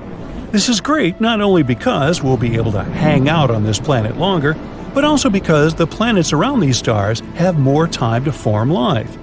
Now, ideally, we would need to find a planet next to an orange dwarf that is about 7 billion years old. It's very likely there will be at least some organisms there.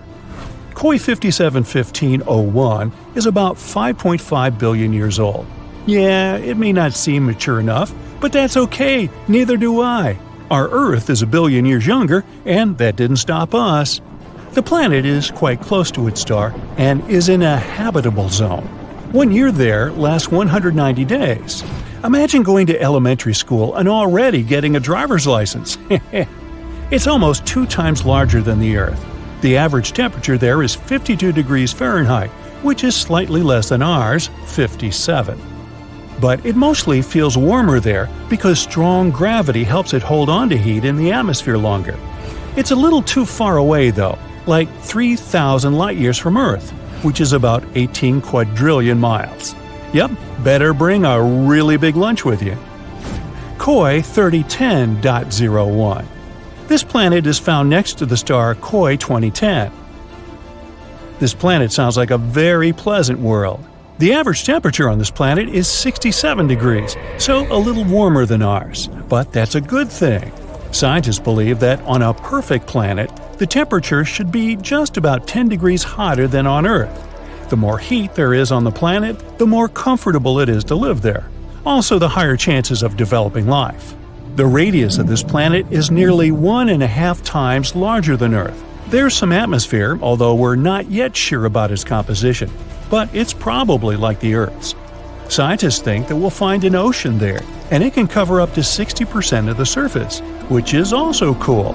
In a perfect world, water and land should be distributed more evenly than on our planet. A little more land means a little more territory and resources, right? But listen, this planet is actually very similar to the Earth.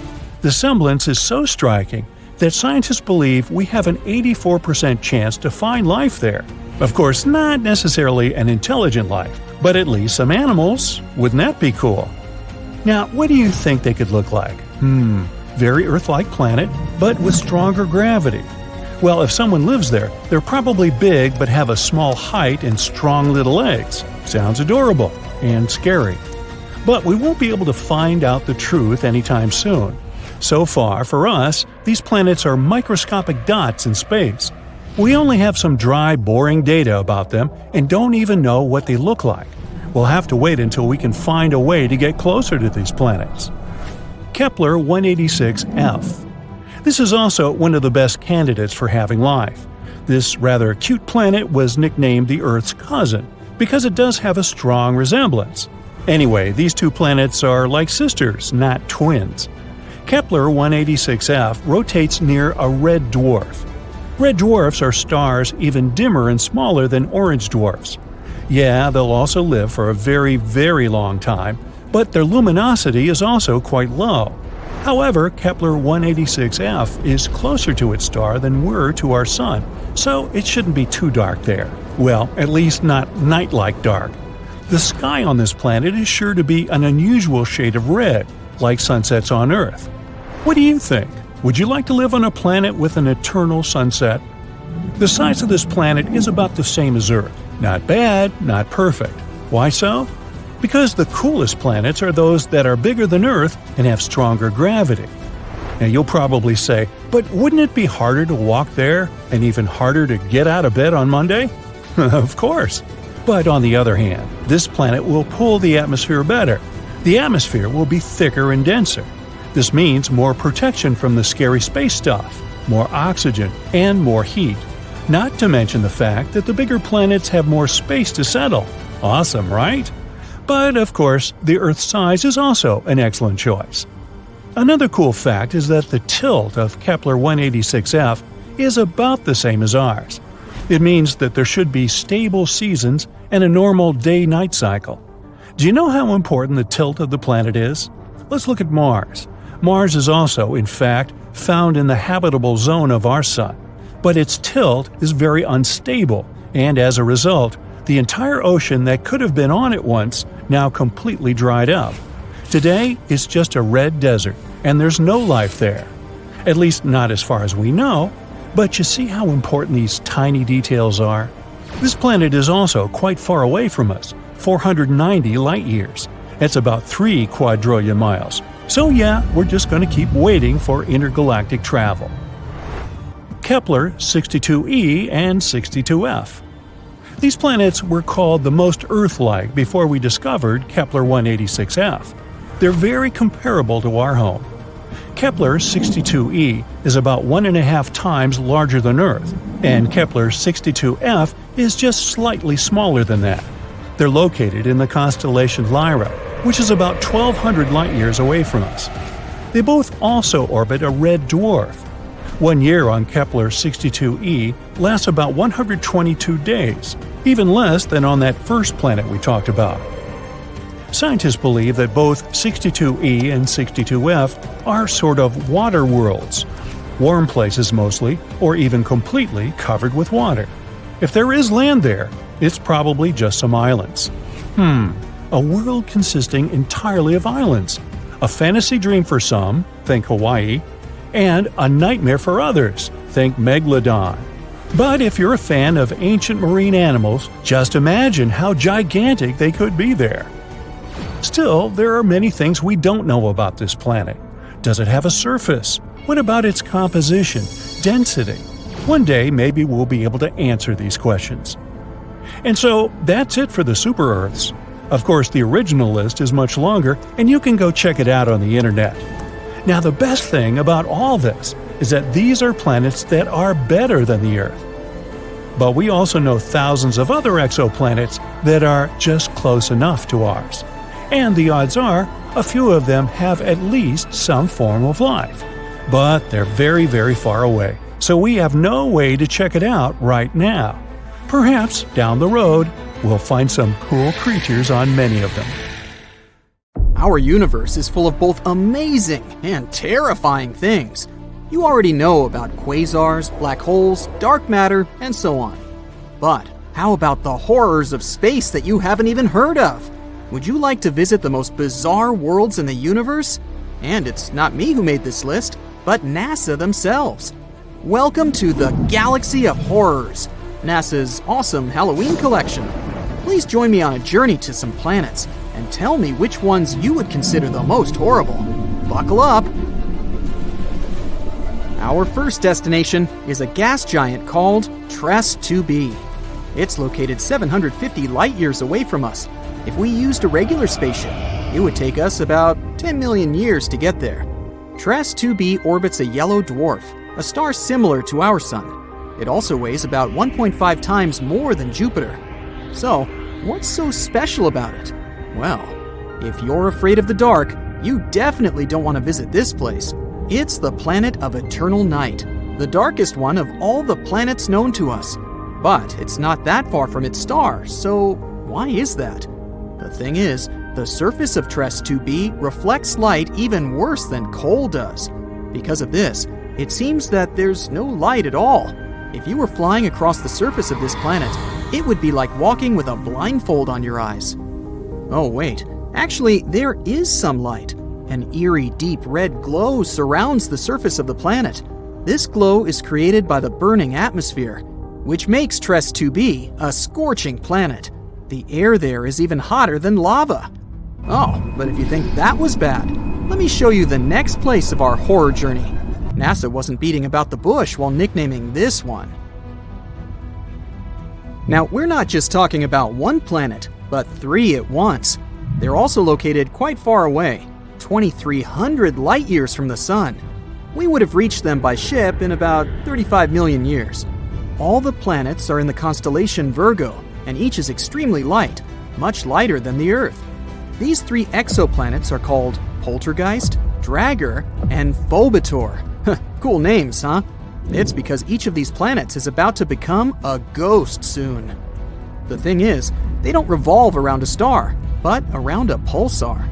Pulsars are rotating neutron stars with an extremely powerful magnetic field. In simple words, these are the stars that exploded one day. After the explosion, they usually emit such a powerful pulse that it causes the star to rotate at an unimaginable speed, several thousand rotations per second. At the same time, they constantly emit electromagnetic pulses that affect everything around them. So, you've probably already guessed what's happening with our zombie planets. They're slowly, gradually being destroyed under the gigantic influence of radiation. One day, they'll disappear without a trace. Ghost-like planets orbiting an undead star? Yeah, Zombie World is a fitting name. It's also not surprising that scientists nicknamed this pulsar Lich, despite the long official name. Well, at least these guys stick together on their final dance. This planet has a long name, so bear with me. HD 189733b. This gas giant is 65 light-years away from us. It would have taken around 1 million years to get there on a spaceship. HD, This planet is slightly more massive than Jupiter and orbits its star, an orange dwarf, all alone. At first glance, it may seem friendly. A pleasant blue color and curls on the surface. Kind of resembles a summer sky or foam on sea waves, right? Oh, looks are very deceptive, my friend. This planet has a pleasant cobalt blue color due to the hazy blowtorched atmosphere. This atmosphere contains silicates that condense when heated. In other words, the clouds on this planet have rain made of glass. Yes, it rains hot glass shards here. Oh, and if that's not enough, there's a raging wind on the surface, which is moving at a speed of 5,400 miles per hour. Just to compare, the fastest wind on Earth had a speed of 254 miles per hour, about 20 times weaker. And because of this, hundreds of thousands of glass shards rush horizontally across the planet's surface at breakneck speed. I really don't envy anyone who would want to try to land there. By the way, this isn't the only example of strange rains in our universe. For example, it rains molten iron on the planet Dimidium. Or let's take so-called carbon planets. Their existence hasn't yet been proven, but if they do exist, there would be tons of black poisonous clouds, and it would rain pure gasoline and hot liquid asphalt. Oh, and also, raindrops would explode upon touching the surface. Nothing special. The next planet, though, is actually really strange.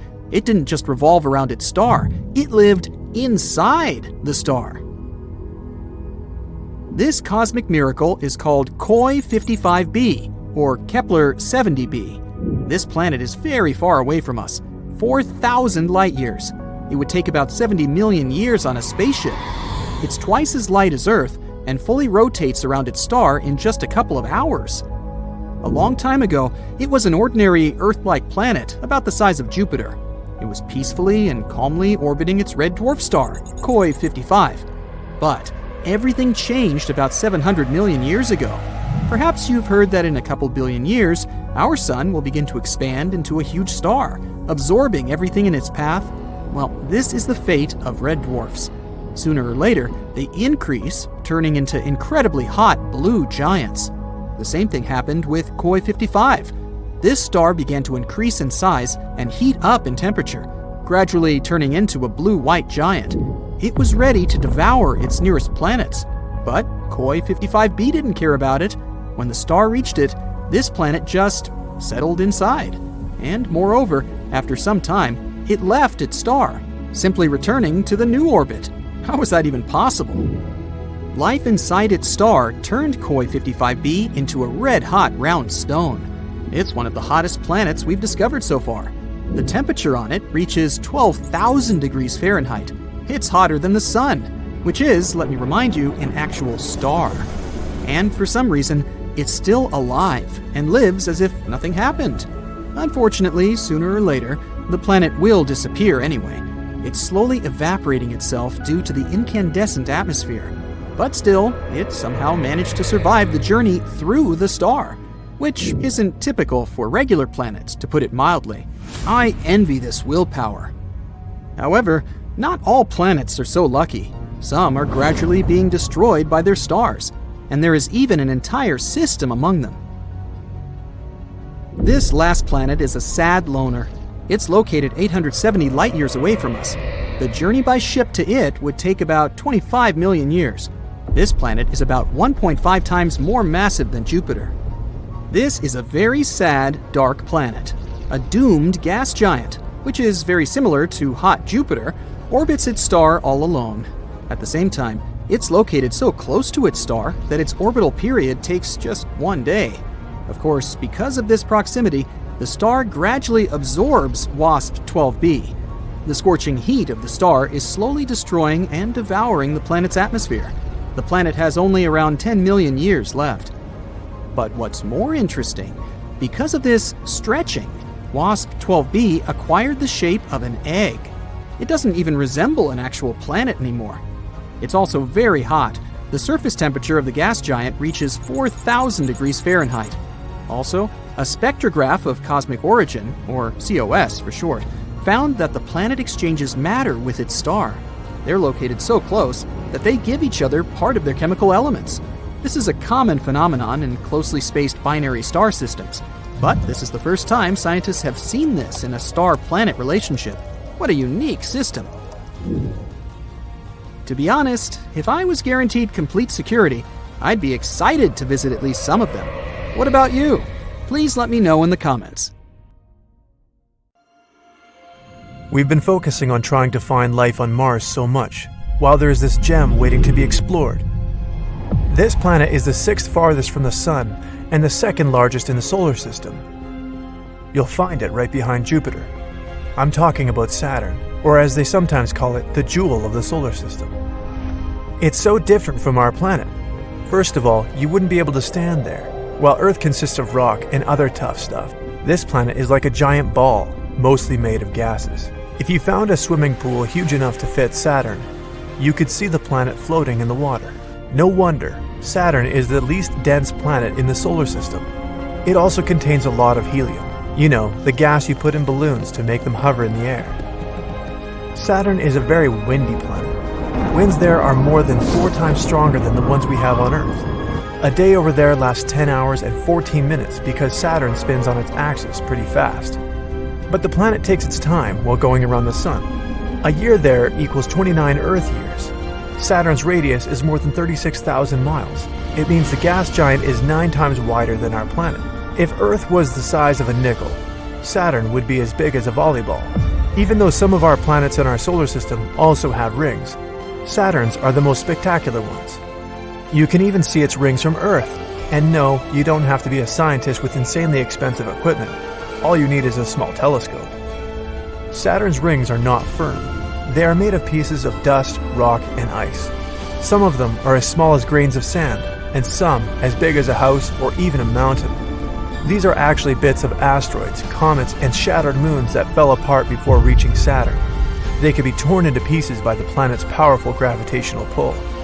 Saturn has over 50 moons, and recently, scientists have discovered some unusual hydrothermal activity on one of them. Enceladus is Saturn's 6th biggest moon. It has 4 tiger stripes close to one of its poles. Researchers have found that there is an ocean underneath these stripes. Water and ice erupt from that area, so now we can't but wonder, maybe there's life out there. In the oceans on Earth, some forms of life gather around similar hydrothermal vents. They feed on the chemicals there, same as plants on the surface do with sunlight.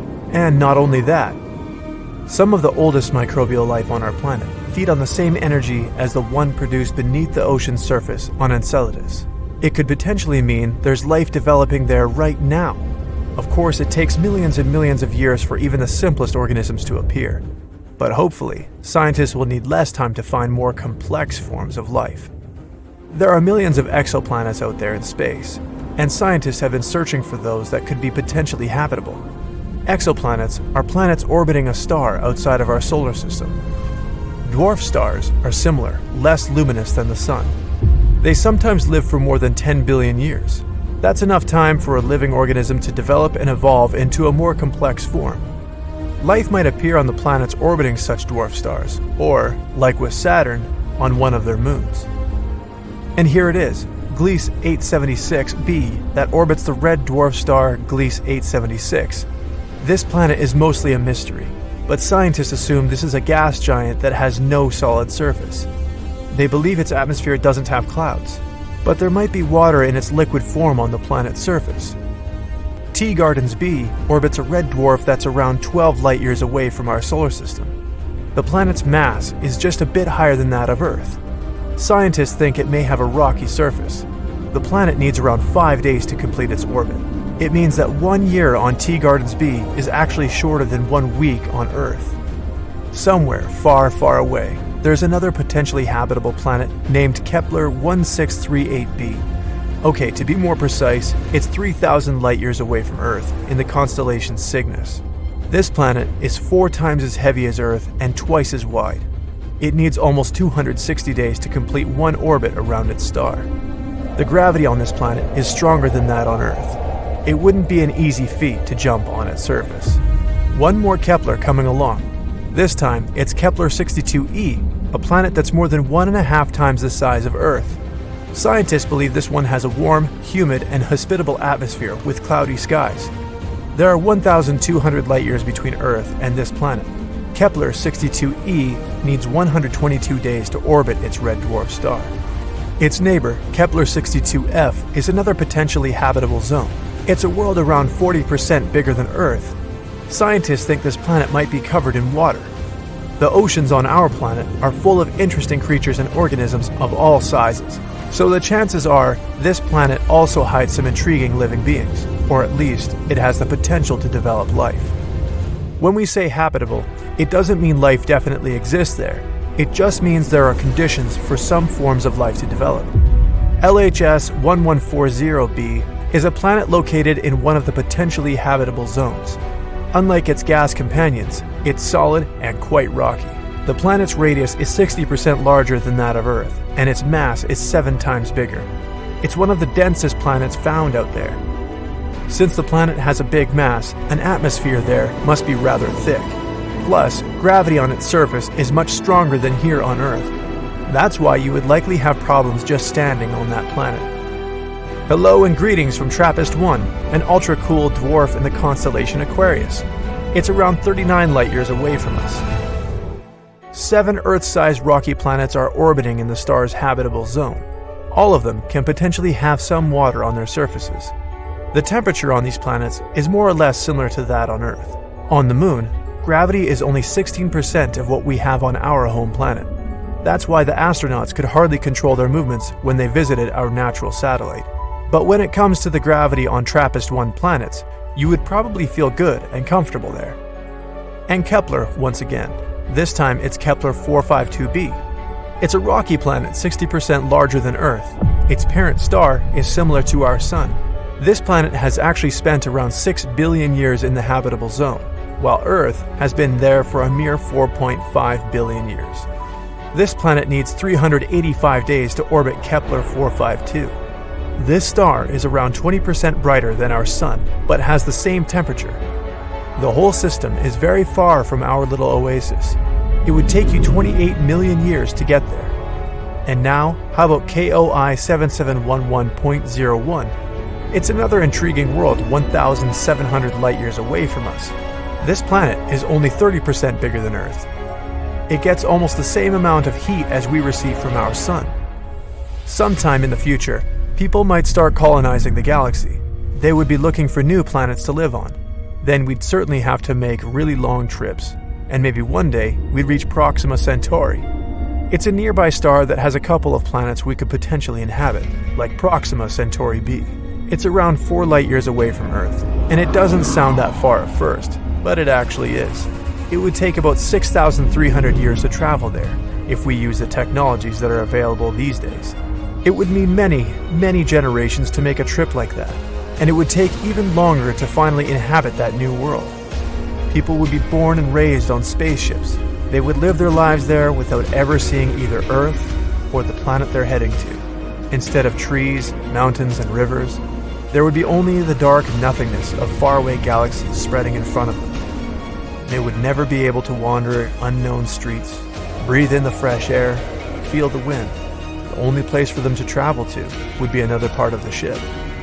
Certainly, such a journey wouldn't be simple, but it would pay off if people managed to build some more beautiful worlds, like the one we have here on Earth. Is that even possible? Time will tell.